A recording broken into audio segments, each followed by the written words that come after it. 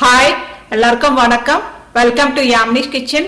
இன்னைக்கு நம்ம செய்ய போற டிஷ் வந்து சிக்கன் 65. இது வந்து எல்லாருக்குமே ரொம்ப பிடிக்கும். வாங்க எப்படி வீட்டிலேயே செய்யறதுன்னு பார்க்கலாம். இப்போ சிக்கன் 65க்கு என்னென்ன தேவையான பொருட்கள் பார்க்கலாம். எண்ணெய் தேவையான அளவு எடுத்துருக்கேன். 1 ஸ்பூன் சில்லி சாஸ், கருவேப்பிலை 10 இலை, 2 spoon cornflour, 1 spoon rice flower அரிசி மாவு, கொத்தமல்லி கொஞ்சம், 1/2 கிலோ சிக்கன் எடுத்துக்க, எலும்பு இல்லாத சிக்கனு, 1/2 எலுமிச்சம்பழம் எடுத்துக்க, அதை ஜூஸ் புழிஞ்சு எடுத்து வச்சுக்கோங்க. தேவையான அளவு உப்பு, 2 ஸ்பூன் இஞ்சி பூண்டு விழுது, 1/4 ஸ்பூன் மிளகுத்தூள், 1 ஸ்பூன் தனியாத்தூள், 1 spoon garam masala, 1/2 spoon Kashmiri chilli powder, 3 பச்சை மிளகாய் எடுத்துருக்கேன், 1 முட்டை, 2 பூண்டு பல்லு வந்து பொடி பொடியாக நறுக்கி வச்சுருக்கேன், 1/2 ஸ்பூன் ஜீரகம். இப்போ சிக்கனை ஊற வைக்கிறதுக்கு என்னென்ன பண்ணலாம். 2 ஸ்பூன் இஞ்சி பூண்டு விழுது,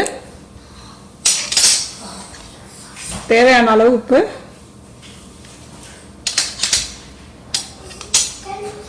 கால் ஸ்பூன் மிளகு தூள் சொன்னேன் இல்லையா, அதில் பாதி போட்டுக்கோங்க. தனியாத்தூள் 1 ஸ்பூன், கரம் மசாலா 1 ஸ்பூன், காஷ்மீரி மிளகாத்தூள் 1/2 ஸ்பூன், கார்ன்ஃப்ளவர் 2 ஸ்பூன்,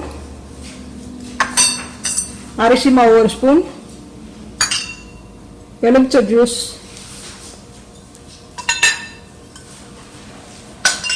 முட்டை அடிச்சு வச்சுட்டு அதை விட்டு எல்லாத்தையும் போட்டுட்டு நல்லா கிளறி விட்டுருங்க.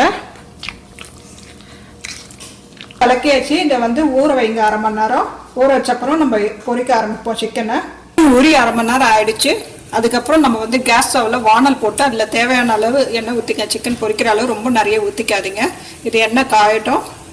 எண்ணெய் காஞ்சிச்சு, சிக்கனை போட்டுருவோம். எண்ணெய் வந்து சிக்கன் பொரிக்கும் போது ஹை ஃப்ளேம்லேயே வைங்க. அதே மாதிரி சிக்கன் வந்து கம்மியாக போடுங்க, எண்ணெய் ஃபுல்லாக போட்டுறாதீங்க. சிக்கன் பொரிச்சு எடுத்தாச்சு. நான் இதில் வந்து பாதி வந்து காரத்தில் போடாமல் பசங்களுக்கு தனியாக எடுத்து வச்சுருக்கேன். மீதி பாதி தான் நான் பொரிச்சு காட்ட போகிறேன். பான் போட்டுட்டு கேஸ் ஸ்டவ் ஆன் பண்ணிவிட்டு இதில் 3 ஸ்பூன் எண்ணெய் விட்டுருக்கேன். சூடு ஏறட்டும்.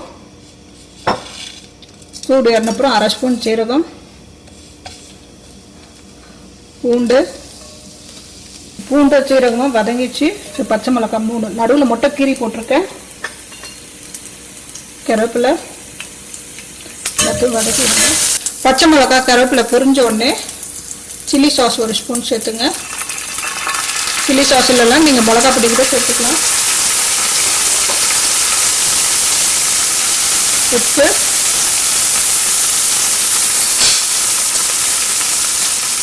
பெப்பர்,